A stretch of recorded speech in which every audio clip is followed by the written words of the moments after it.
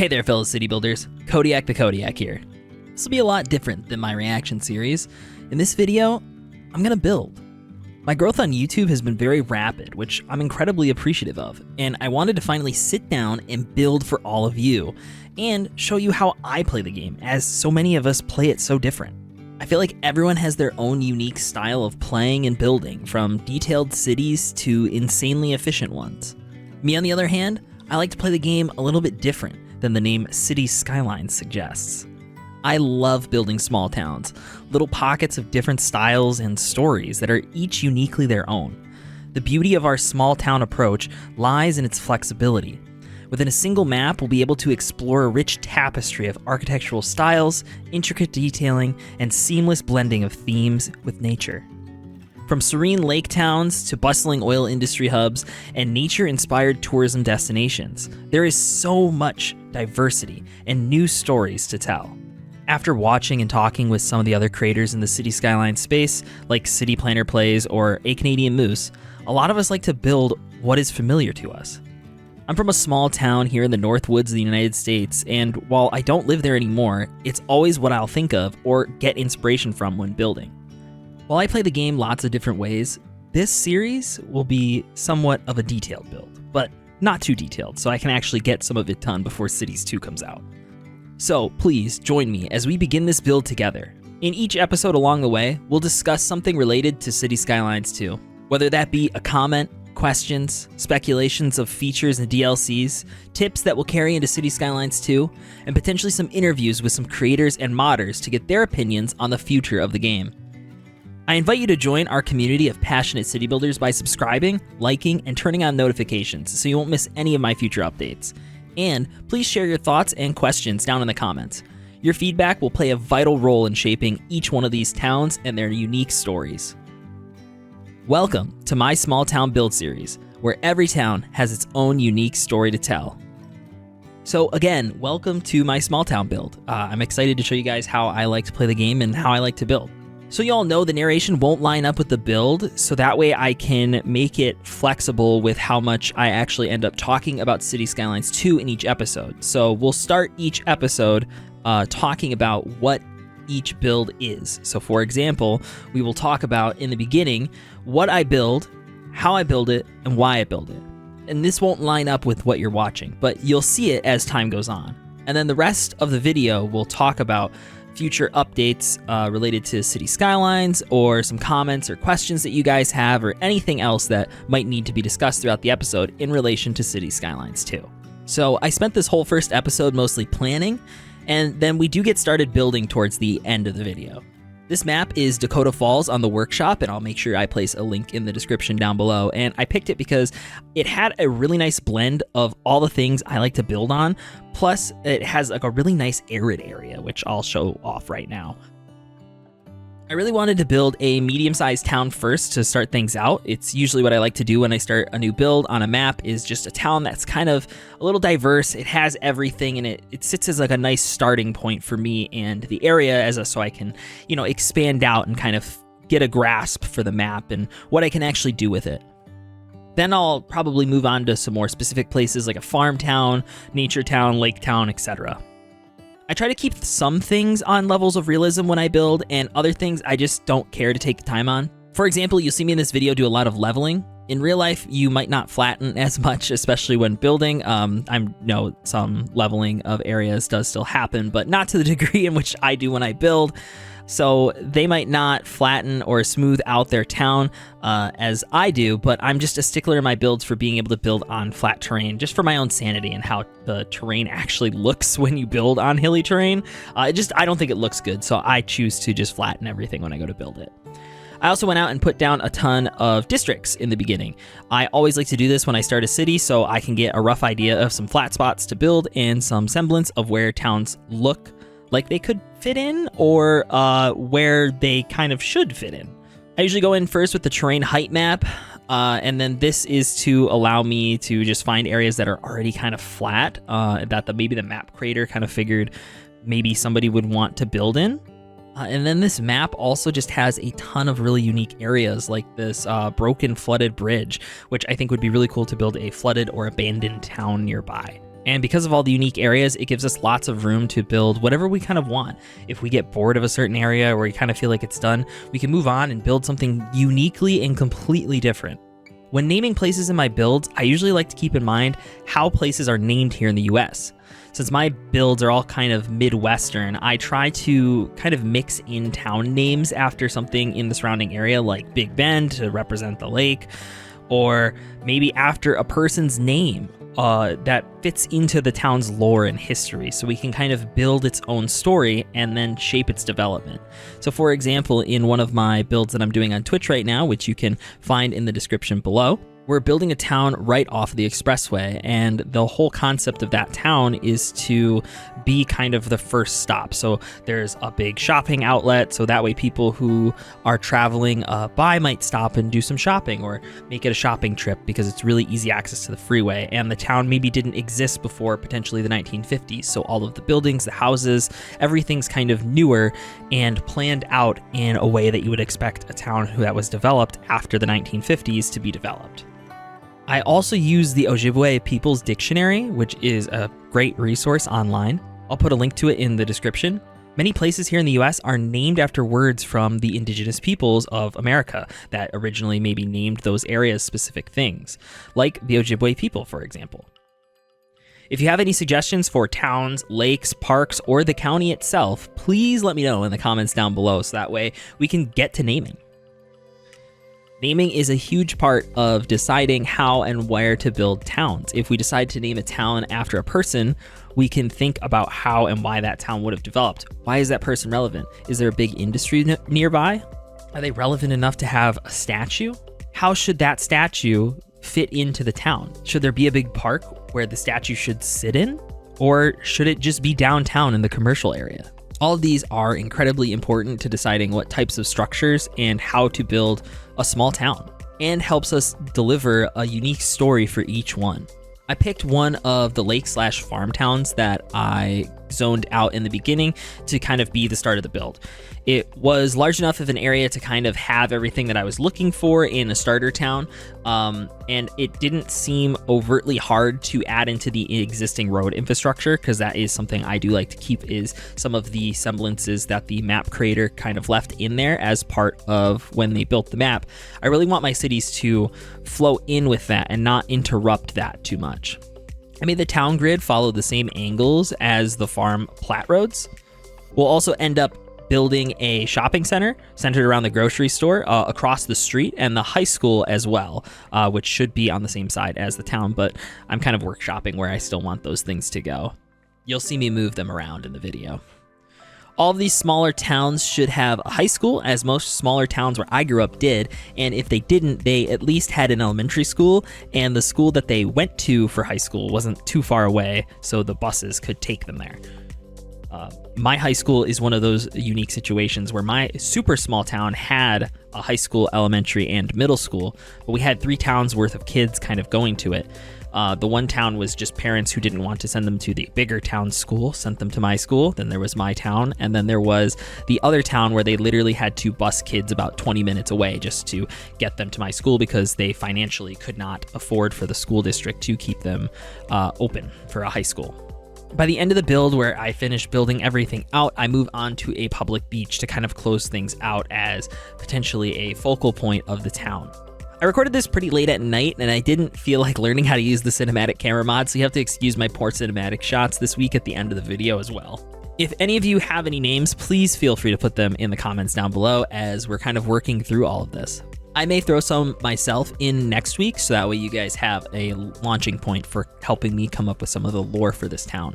And that's pretty much all I do in this week's build. So now on to the Cities Skylines 2 talk. This week I wanted to discuss some questions that have been asked in my YouTube comments, or some of the things that you all have been speculating. This will be really all over the place, and none of the comments are really on the same issues or questions or speculations, so I'm kind of just going to go through them maybe one by one. We may do another one of these before Cities Skylines 2 comes out, so make sure that you guys are putting them in my comments on my YouTube videos, and make sure you're ending them with a question mark so that way YouTube auto-filters them for me. The first one here is coming from Cashman, where he's essentially asking me if I can talk about the tools that are added to the game now. And there is a lot of them, so I don't want to go into all of them because we could spend an entire video just talking about all the tools and new features in Cities Skylines 2, obviously. And maybe we will do one of these that it's just based on the tools. But the glaring one for me is being able to build all of the new road options in Cities Skylines 2 is absolutely fantastic. Being able to quickly and easily build out grids is going to save so much time, and something as small as just being able to drag roads over other roads is going to be really useful. But I think with the automatic grid building, I don't know how much use I'll actually end up getting out of dragging roads over other roads and making intersections. I think that as a feature is something that was something I wanted when building grids, but if we have a full grid builder, I don't know how much use I'm going to get out of it. Other people might get a lot more use out of it, but from my own personal experiences, I usually run into that issue when I'm making grids and I draw the boxes and then I start drawing the lines one way, and then when I go to draw the lines the other way, it's like, oh gosh, I have to do each click here, and now I can just do one. But with the automatic grid tool, I don't know how much use I'll get out of that. So that tool I'll talk about, and that one's great. I do appreciate those features, and by no means do they distract or detract, I guess, from what's being added to the game. On the flip side, it's not even a flip side, it's not a bad thing. The district tool, I do really like that it's more of a linear node-based structure in order to build out your grids. I think that it will allow us to make more precise grids. It will definitely help us in creating what we actually want to be in that district, especially when it comes to district themes as well. We have no idea if district themes will be a thing. We know that you can zone and it will create a different theme, so maybe districts won't be as important for making sure that each building is specific, but we know things like heavy traffic ban exists, and I think that new district tool will be really helpful in making sure that we don't select the wrong roads, because with the brush tool before, it was definitely annoying to, when you wanted to use something like that, like the Old Town District or the heavy traffic ban, to get it exactly where you wanted, or just doing the district tool to actually say no, this district is this theme, that this is the mid-century modern theme, and then it doesn't hit the right buildings and you have a wrong part of your city developed wrong. So I'm definitely a big fan of those two tools, and those are the two tools that we'll touch on, and maybe we'll do a later video where we talk more about tools, but that's kind of where I want to leave that one. Next one is from Lovejoy B20. How much should we read into them saying that the city is nothing without you? In all caps, while they are simultaneously developing life by you. Now, I want to do one of these videos on the potential that Life by You and Cities Skylines 2 could have some correlations. Now, one of the older SimCities had this connection between it and I think The Sims, or maybe a different one of the Sim-esque games, where there was, I think it was SimCity 4. I could be totally wrong. Maybe it was SimCity 3. I didn't play any of the SimCities until the really bad one that killed Firaxis. Or Maxis? I don't remember which developer it was, but whatever the Sims developer was, that whoever killed that one, that was the first SimCity game I actually played. So I don't know which one it is, but I know one of them had this kind of feature, and it would be really cool if Life by You did have that kind of integration with Cities Skylines, where your sim could live in your city. Now, the likelihood of this, I think, is pretty slim. Maybe if you make a Paradox account and you link them all up and you just name some characters, maybe you'll randomly find them walking throughout your city, and they might look similar, but I can't imagine it going too in-depth beyond that. I think they're just trying to speak to us on a more personal level, and by screaming you at us, that's what that's doing. But I would love to go into more depth on speculation with this, so one week we are going to set aside one of these builds for a Life by You integration and all the things that could mean and how that's been implemented in SimCity previously. Next up here from Steven, he asked twice on the same video, where is Move It Mod? And that is a great question, Cuboid. Where is Move It Mod? I was a little disappointed to see that there hasn't been any kind of implementation of Move It Mod. I don't know if any of the dev diaries are on sandboxes. I could look it up while I'm talking right now, but the sandbox mode could definitely do with a move it style feature built into the game. I don't really see that there's like a reason for not having it if you're playing in sandbox. Like, it's not going to detract from anything, and it's clearly possible in the engine if Cuboid over here makes it. I would especially like it for the districts. I think being able to bend the districts, or even the places like the farms and the garbage dumps, which are modular, being able to adjust those to kind of bend and follow the roads how we want, will add so much to the actual quality and details of our builds, especially in sandbox mode. And I think that a lot of people would just really appreciate it. None of the dev diaries talk about sandboxes specifically in their title, but we might see some more details about that. But I don't know. I can't see Move It mod being implemented at this point based on what we've seen. Next one comes up from Puck Dudes Hockey. I'm surprised nobody seems to be talking about the driverless motorcycles. Are these the new donut trucks of Cities Skylines 2? So in the most recent dev diary, they did show off drivers on motorcycles, so that has been fixed. This was a bug in most weeks' dev diaries and insights, but it does appear to be fixed, so yay. Which also shows that these dev diaries and insights are being recorded at different times. So I don't know if it's a map-by-map basis. Another person suggested that these could be recorded differently at different times for different maps, or they're just going back into all these maps and recording them at a later date, which wouldn't surprise me if that's the case. I think that that's more likely this situation, is that the recordings are actually coming from the same time, just on different maps. And so all of the city's shots from here on out should probably have drivers on motorcycles, but we'll see. It's a really good thing to point out that I wasn't really even paying too much attention to until people started pointing it out in the comments. Next one up here from R. Spence. Has there been any mention of a park life type in the base game? So we obviously have the modular factories. Well, I guess they're not factories, like the modular farms, the ore areas, and the garbage dumps, but I haven't seen too much else in terms of customizable parks. When we looked at the parks tab, there was the two different park options on the front part that I couldn't tell the difference between. One was conifer trees and the other one was deciduous trees.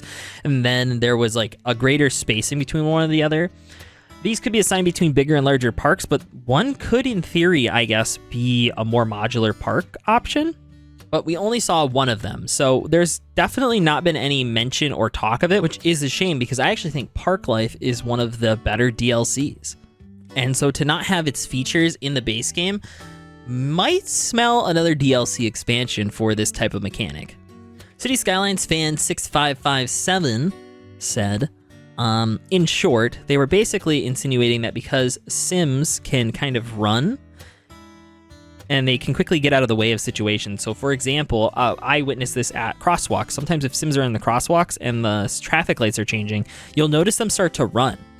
So they were asking the question, does this mean that Sims can get hit by a car in a car accident and have to get medical attention after being hit by the car? Because obviously, as we know, cars ragdoll basically, and they become loose objects and they start to bump around. So could those cars hit people and could they get hurt? How do accidents also affect pedestrian traffic as well?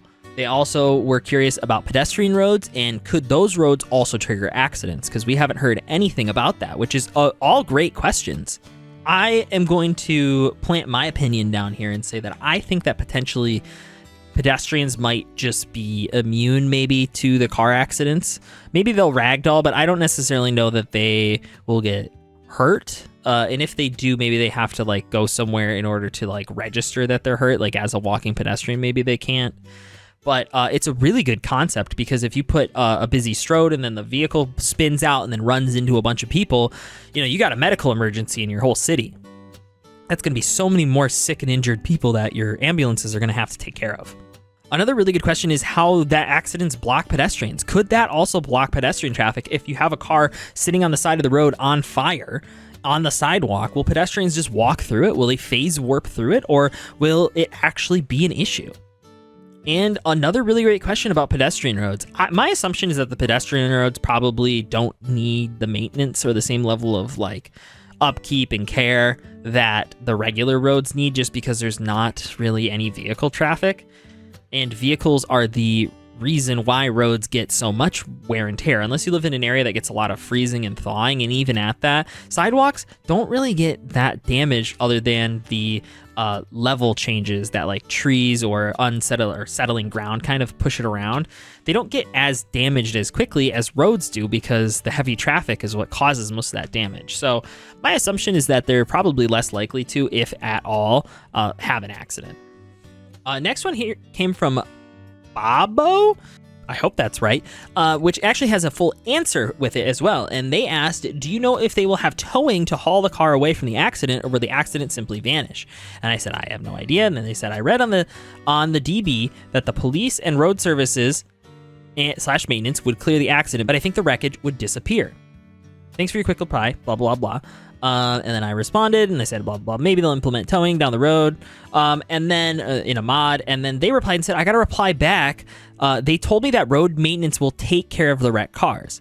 So road maintenance is going to take care of the wrecked cars, which means that there's probably not going to be a tow, which means that the cars are probably going to vanish. So we do have this answer. This was a really good comment, and they followed up with it, which was absolutely fantastic. Next one came here from also Puck Dudes Hockey. We've now seen at least 3 different airplanes, 2 different sizes of passenger planes, plus a totally different cargo plane. I wonder if we'll be able to choose which planes serve which routes, and / or if we will be able to have a routes between 2 different airports on our map, which is a great question.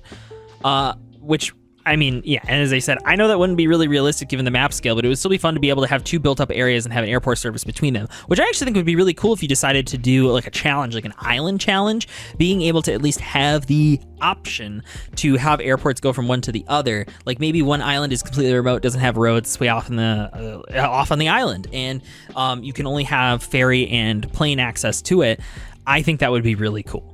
And I actually really hope that they do have that. Being able to choose which kind of plane service the routes, I doubt that, because we don't get to specify what the route's for. I don't think in air traffic. I think it's just saying that this airport can go to this exit.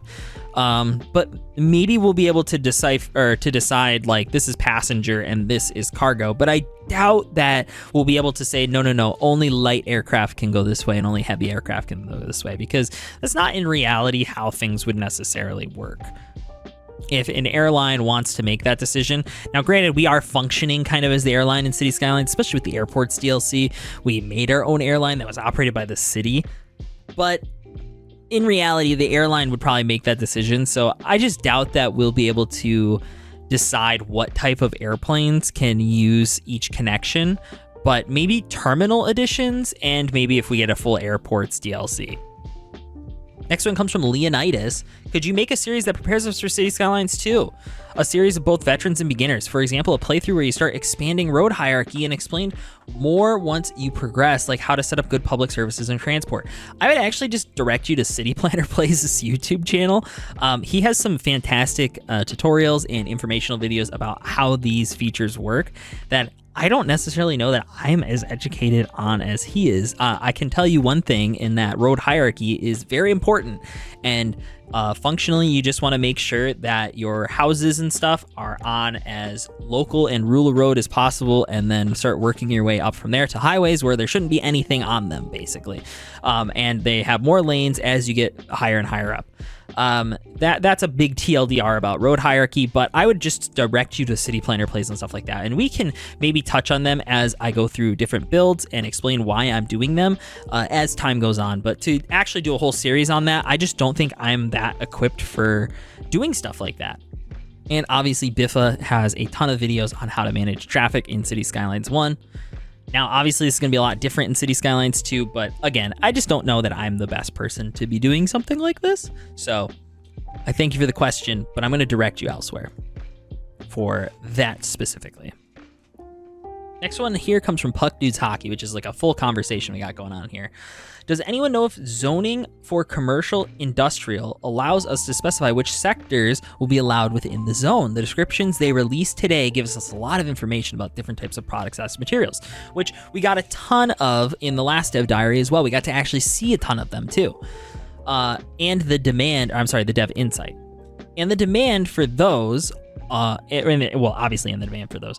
All of that would suggest to me that somehow we're going to be able to manage that, but I haven't seen that on one screen yet. Well, we did see that it had the imports and exports, but we really doesn't seem like we get to micromanage how and what moves in where.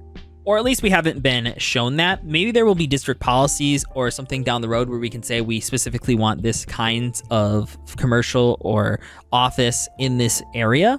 Or maybe a mod that might come out with something like that. But there hasn't been anything in the base game to signal to me that the districts have that option. And I said I'm wondering the same thing myself. Seems like they pop up as needed, especially with how they worded that buildings will reassess every once in a while, which they did say that. Might be something the mod community will sadly have to fix. Hope for the best, though. And then somebody replied, yeah, the same with leisure amenities, theaters, bars, and so on. But how will that be reorganized by the game mechanics, and how and when on what conditions it pops up? And that's a really good point. Like, what's going to decide that, and is that going to be balanced properly? You know, obviously we want to hope for the best, but there is the possible reality where it doesn't do a great job balancing that, and it could create a really hectic management situation. Next one is from GWJ Wrestling. It seems, while subtle, natural disasters is mentioned in like all the dev diaries, so I'm curious to how in-depth they are, what disasters we get, and if we turn that on, is there a slider for frequency? These are all great questions. I don't know anything about the sliders for frequency. I just know that we can toggle it on and off, and they did confirm a bunch of the natural disasters that will be included in the base game. I believe tornadoes are included in the base game. No meteors, it doesn't seem like. I don't think that earthquakes were confirmed either. I probably should have a list. Let me grab one. Other achievements make reference to hailstorms, tornadoes, and forest fires. The latter of two were only added to the original Cities Skylines via the Natural Disasters DLC, which we know of, and hailstorms weren't even in it. So those are three different options of natural disasters that we could possibly have. I'm pretty sure there's more. I couldn't find one on a quick glance, and I would like to get this video edited and out for you guys. So if you guys know what all of the ones that were confirmed or at least leaked by the achievements, please put them in the comments below so that way we know. But there is we know what some of them are going to be, and we know that it's not going to be as many options as the Natural Disasters DLC had. Like there hasn't been a leak that there's been a meteor strike or earthquakes yet. So something to keep in mind that we should be keeping an eye out for more information about that. Dave here made a comment about when I did the insinuation that there could be a pets DLC or a further expanded pets feature. Obviously, when you click on a building now, you can see how many pets are in that building. And I saw somebody recently in the comments say that there could potentially be a higher demand for things like dog parks in those areas. And Dave also made the point that pets could be an entire industry where if they did a DLC or even in the game where there is breeding, food, recreation, products, kennels, and vets all for your pets, just to expand on the whole pet mechanic, which would be absolutely super cool. I don't know if that's enough to make it a full-fledged DLC or make it a mini DLC or include it in another DLC, but that could be super cool, and I think that that is an excellent idea.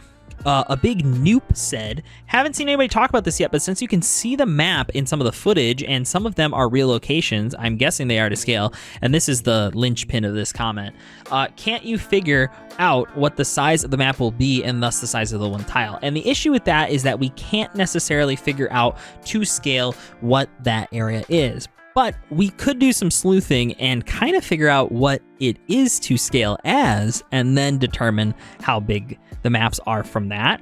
I think they have done a lot more confirmations recently about the actual map size. If anybody has that, you should also put that down below. But if you really wanted to figure it out, you could just figure out and look at maybe $2.20 City, because there was a much larger view of $2.20 City that we can actually get an idea of the scale of certain buildings. And then once we figure out the scale of those buildings, and we know how many tiles are in the map, and we know how big it is in comparison to the map, we could, in theory, then look at the map on the original menu selection screen, figure out how much that area is on that, compare that to the San Francisco map, which comes with the pre-order, and then figure out how big that is compared to that, and then figure out how to scale that map is, which is a ton of work. I'm not suggesting anybody do that. Don't do that. Let's just wait, but I don't think that this is such a difficult thing to do just to determine the map size. It's also just not good to assume that they are to scale, because in Cities Skylines 1, we could import map data and make maps based on any scale we really kind of wanted. You could do an entire map that's shaped like the US if you really wanted in Cities Skylines 1, and that wouldn't be to scale. However, I do agree with a big noob here that it would be really nice to be able to see how to scale that San Francisco map is. Next one here comes from Dushes. A big note being missed: how exactly mixed zoning works inside of buildings. Like first floor of a 10th floor flat. How many shops can fit inside? Again, only one? How does abandonment mechanic works in this building? And that's a really good point, because you could have residents abandon the building, and does that trigger the abandonment effect in a mixed zoning building? If the commercial business abandons it, does that also affect the residents that live in it?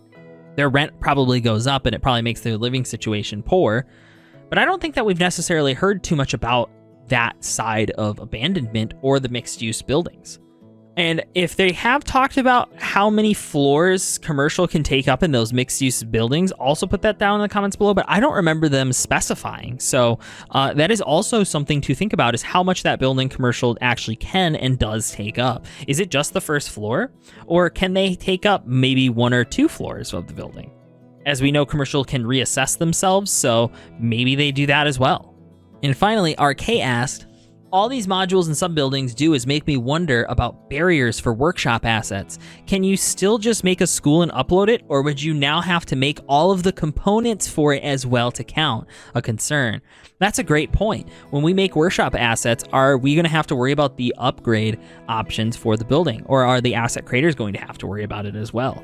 This is a fantastic point of concern for asset creators. I do plan on having one of these be potentially containing interviews from modders and asset creators, asking them about their opinions from what they saw on the game so far, what their opinions might be on Paradox mods, what that would mean for them, how different do they think that would be from the Steam Workshop, and do they think it would be beneficial for them and the community as a whole. So I would like to interview some of the modders and asset creators. So if you guys know any, let me know. I already have some in mind because I know some of them, like Cuboid or Bad Peanut. Bad Peanut works for Paradox now, so I don't know what their capacity is for talking about Cities Skylines 2 because they work for the parent company. So, you know, I need more people to ask. So if you guys know anybody that you guys really like that have uploaded a lot on the workshop, I'm not talking somebody who's just made a couple things on the workshop that are really nice. I'm talking about somebody who's uploaded, a career modder and asset creator that you guys know of. Please let me know down in the comments below so I can maybe reach out to them and see if they've had early access. Because if they have,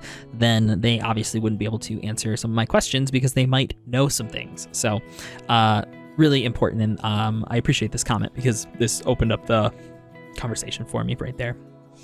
So I hope you guys enjoyed this first episode. I know it might have been a little chaotic to talk about just a bunch of random comments, especially while I'm just planning and building the town. So this one might be a little bit more boring, but you guys kind of understand me a little bit. We've answered and looked at some of your guys' main questions and concerns.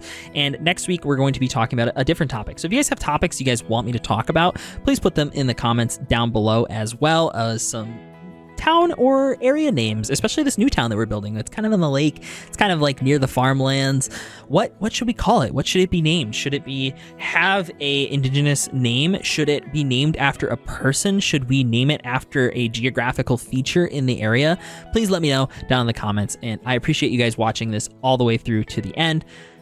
It definitely was a little light on the building, but in the next episode, we're going to work a lot more on the town itself, specifically the school area, and maybe even get started on the shopping. Let me know down below if you like the format as well, and if you can think of anything as a name, please let me know. I'll see you in the next one. Deuces.